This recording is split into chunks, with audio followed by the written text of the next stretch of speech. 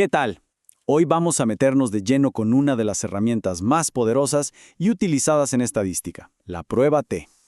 Veremos cómo nos ayuda a comparar promedios para poder tomar decisiones basadas en datos y no solo en intuiciones. A ver, piensen en esto. Todo el tiempo surgen preguntas como estas. ¿Cómo sabemos si la diferencia que estamos viendo entre dos grupos es de verdad importante o si es, bueno, pura casualidad? Para eso, justamente, necesitamos una herramienta estadística que sea sólida. Ok, este va a ser nuestro recorrido. Primero, ¿para qué sirve todo esto? Después, veremos las herramientas que tenemos, las reglas del juego que hay que seguir sí o sí. Luego, un caso práctico para que quede clarísimo. Y al final, la parte clave, cómo interpretar los resultados. Bueno, arranquemos por el principio. En el corazón de muchísimas investigaciones, no importa si hablamos de medicina, de psicología o de marketing, casi siempre hay una pregunta fundamental. ¿Son diferentes estos dos grupos? Y es justo ahí donde entra la estadística, para darnos un método, ¿no? Una forma rigurosa de responder. Las pruebas de hipótesis nos permiten ponerle un número a la probabilidad de que lo que vemos sea solo producto de la suerte, dándonos así una base mucho más firme para sacar conclusiones. Y para esta tarea, la herramienta estrella es, sin duda, la prueba T de Student.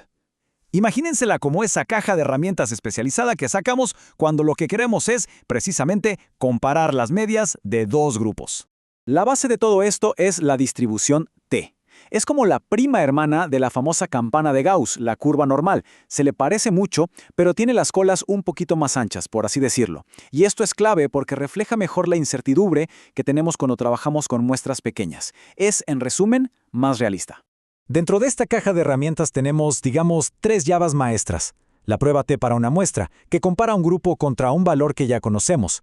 La pareada, perfecta para un antes y después en el mismo grupo. Y la de 2 muestras, que es en la que nos vamos a enfocar hoy, ideal para comparar las medias de 2 grupos que son totalmente independientes. Pero, ojo, antes de lanzarnos a usar la herramienta, hay que revisar que todo esté en orden. Piénsenlo como la lista de chequeo de un piloto antes de despegar. Es crucial para que los resultados que obtengamos sean de verdad confiables. Y esas 2 reglas de oro, las más importantes, son la normalidad de los datos y la homogeneidad de varianzas. Vamos a ver qué es cada una.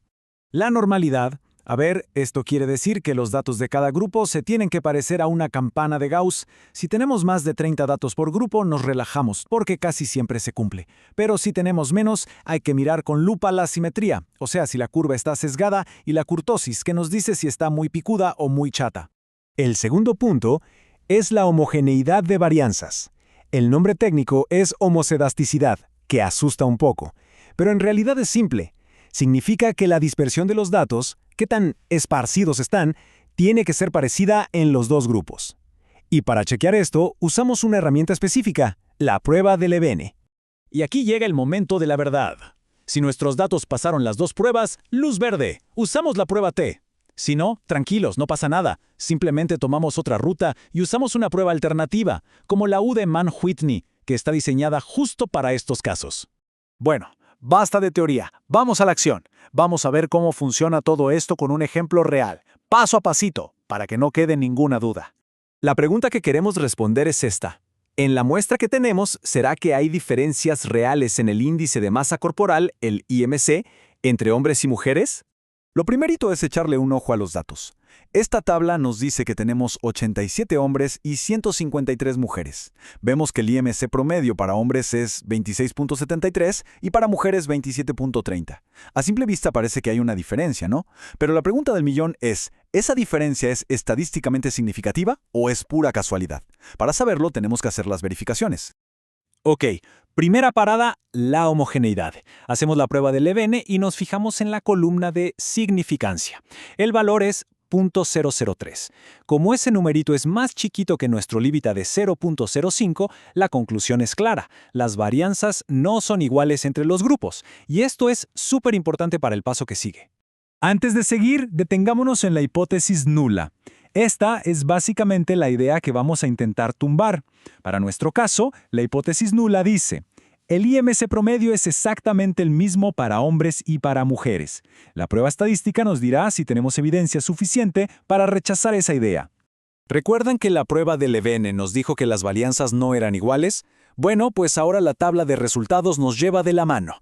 tenemos que ignorar por completo la primera fila y leer la segunda, la que dice no se han asumido varianzas iguales. El resultado que buscamos está ahí, en esa fila.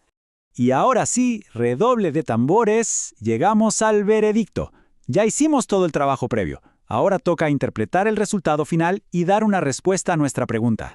La clave de todo esto es el famoso valor P.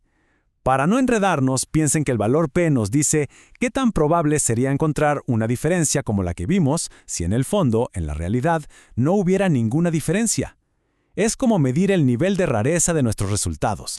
Y si nos fijamos en la fila correcta de nuestra tabla, esa que ya identificamos, vemos que el valor P para nuestra comparación de IMC es de 0.392. La regla del juego aquí es súper sencilla. Comparamos ese 0.392 con nuestro límite, que casi siempre es 0.05. Y bueno, 0.392 es mucho, pero mucho más grande que 0.05. ¿Qué significa eso? Que nuestro resultado no es estadísticamente significativo. O sea, no tenemos pruebas suficientes para descartar la hipótesis nula.